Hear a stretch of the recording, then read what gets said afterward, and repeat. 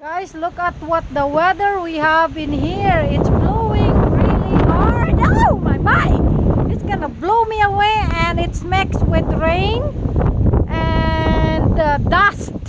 So we are getting a little bad nice moisture. Of course, I don't call that a bad moisture, but there we go, guys. We are being blessed with a little moisture rain coming from the sky.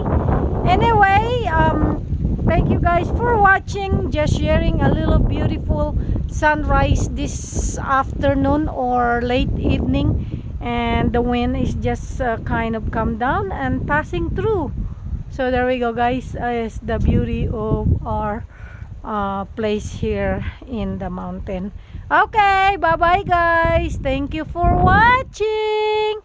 This is Ilongga on the farm saying see you in my next upload. Bye.